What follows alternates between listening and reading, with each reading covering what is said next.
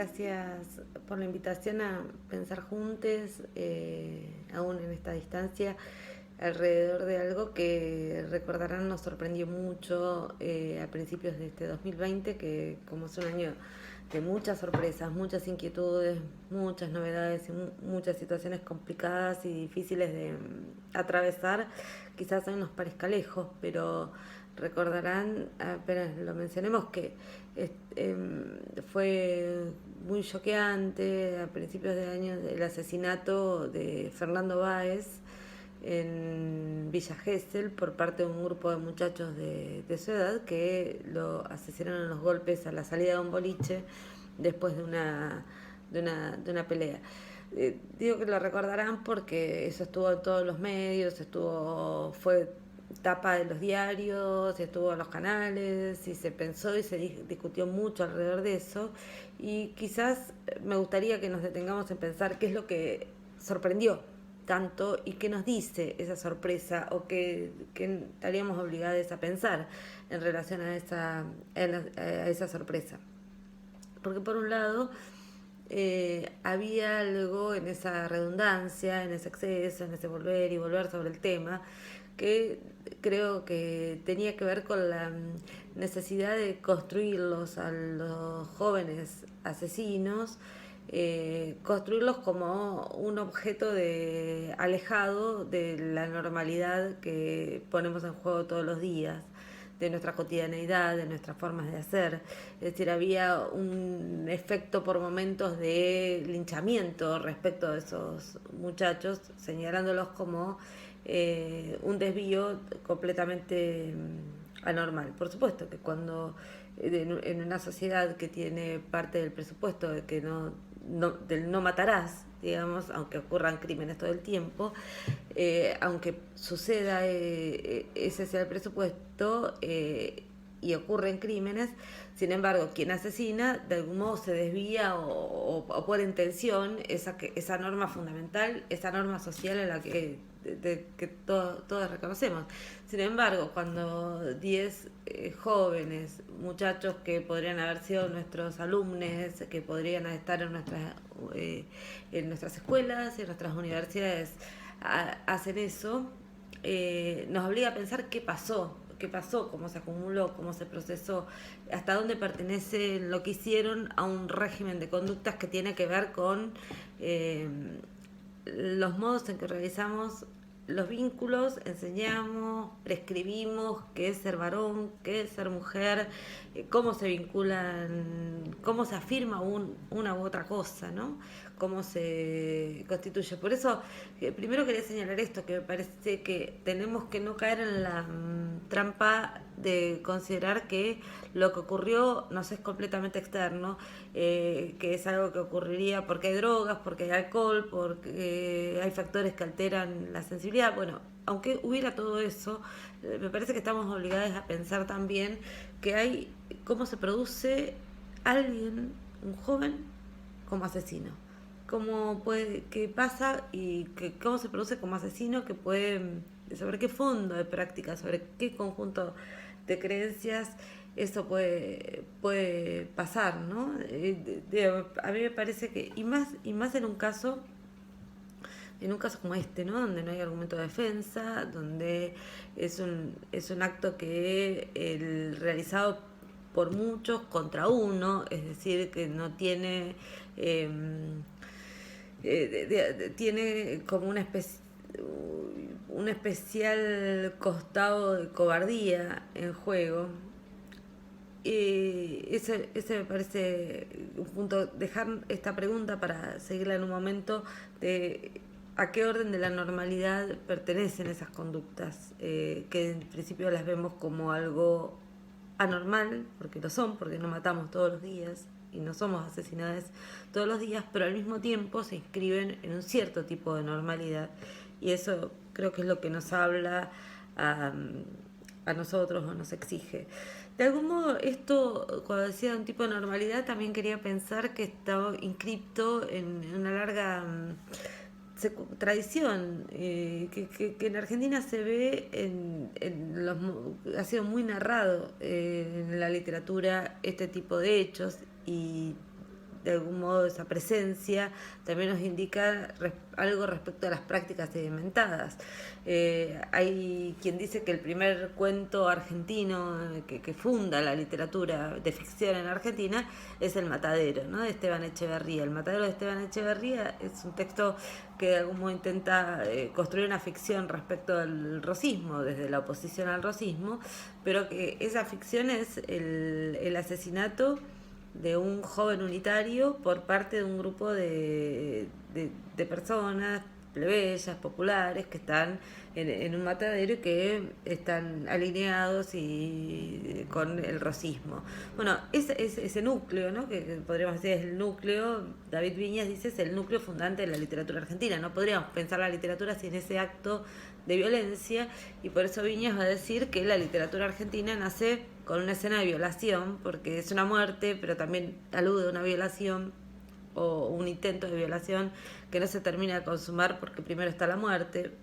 pero está esa escena que es un grupo atacando a una persona que resulta por esa misma disparidad indefensa y queda a merced de los otros. Bueno, ese núcleo fue muy reescrito por el propio Viñas, que escribió en Un Dios cotidiano la violación adentro de una escuela. Fue reescrito por Rodolfo Walsh en una serie de cuentos excepcionales que se llaman Irlandeses detrás de un gato. La serie de los irlandeses, entre los que están irlandeses detrás de un gato, que son cuentos un poco autobiográficos que recuerdan su paso por un orfanato, un colegio con asilo, digamos, para niños que no tenían dónde quedarse con sus familias, y ahí construye estas historias que son historias de mucha violencia, ¿no? Y son historias de violencia donde niñas o jóvenes van atrás de otros jóvenes o niños para golpearlos, asesinar, violarlos, etcétera. Está la literatura de Borges, que reescribe el matadero pensándolo en relación al peronismo, ¿no?, en La fiesta del monstruo, o está en quizás uno de los cuentos más crueles, relatos más crueles de la literatura argentina, que es un cuento de Osvaldo Lamborghini que se llama El niño proletario, donde esa violencia aparece como violencia de clase, donde un grupo de jóvenes de clase media violan y asesinan a un niño proletario, precisamente. Bueno, hice este rapidísimo repaso para pensar ¿qué nos indica esa presencia en la literatura? Que hay algo que está dentro de las prácticas sedimentadas sociales, que es que hay un modo de afirmar la propia existencia, de afirmar la propia virilidad, la propia masculinidad, atacando a otras personas y atacando a otras personas que de algún modo resultan en ese ataque, y acá es el segundo punto, cuerpos feminizados. Por eso la cuestión de la violación. Yo quiero ahora sí detenerme en este punto, porque creo que si lo de Fernando Báez nos sorprendió tanto, y fue tapa y estuvo tan presente, y conocemos muchos detalles de lo que pasó con sus asesinos y de lo que pasa en general, es porque nos produjo la sorpresa, o partió de la sorpresa de que la víctima era un varón. Porque recordemos que durante este año, en lo que va del año, estamos contando todos los días una mujer asesinada, estamos contando víctimas de femicidio a promedio de una por día, y también víctimas de travesticidio. O sea que cuerpos violentados y asesinados tenemos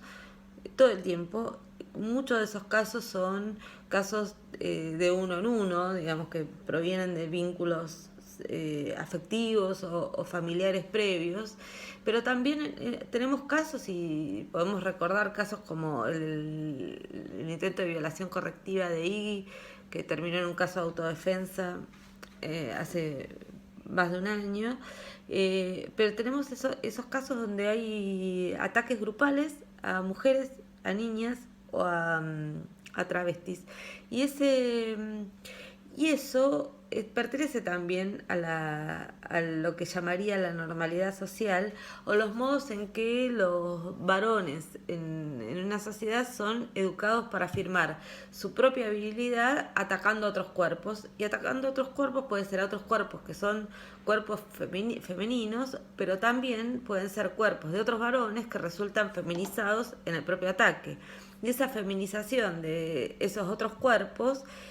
por eso violar, ¿no? Por eso violar, porque para evitar ser el que puede ser objeto de violación. Y esa feminización, eso muestra que estamos, como dice ese gato, ante una lógica que es la lógica de afirmación del poder. Bueno,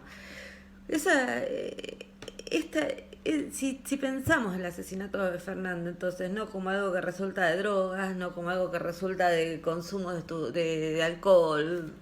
sino si lo pensamos en la serie de este tipo de prácticas, entonces lo que estamos obligados a pensar en nuestras instituciones de enseñanza es fundamentalmente qué pautas de comportamiento se le prescriben a las personas para que se reconozcan varones o se reconozcan mujeres, y hasta dónde esas prácticas, que son prácticas de interpelación sexogenérica, ¿no? Y que aluden a un conjunto de normas y de costumbres y de valores, hasta qué punto esas prácticas no están directamente vinculadas a la violencia, ¿no? Y donde esa violencia se convierte en algo muy persistente y muy organizador de la vida, ¿no? Me parece que ahí tenemos un punto fundamental y un punto por el cual lo que sucedió, el asesinato de Fernando, nos repone una exigencia, que es la exigencia que se viene sosteniendo desde los feminismos y de mucho activismo social, respecto de la implementación absoluta y total de la educación sexual integral. Es decir, ¿por qué? Porque la educación sexual integral, en principio, lo que plantea no es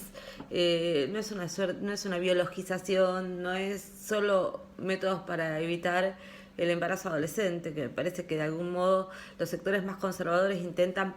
trabajar la ESI solo en ese punto, sino que me parece que hay que recuperar la ESI, la educación sexual integral, en este otro punto, que es cómo pone en discusión, cómo pone en crisis, cómo nos obliga a revisar lo que son los patrones sexogenéricos y la normalización de los cuerpos, ¿no? ¿Qué hacemos con la heterosexualidad cuando aparece como heterosexualidad obligatoria? ¿Qué pasa con una idea de virilidad asociada a la violencia? ¿Qué pasa con la afirmación de que las relaciones sexoafectivas pueden llevar un orden de la posesión? Bueno, creo que el carácter dramático del asesinato de Fernando, sin embargo, nos permite revisar estas cosas, que es hasta qué punto, si no tocamos ese núcleo, que es el núcleo de producción de varones y mujeres, tal como están establecidos esa producción de varones y mujeres en los regímenes dominantes, binarios y que organizan esas conductas, si no revisamos eso, la violencia no deja de ser un principio organizador. Será algunas veces ejercida sobre varones, muchas más veces ejercida sobre mujeres o sobre cuerpos feminizados, pero de todos modos es algo que está en nuestro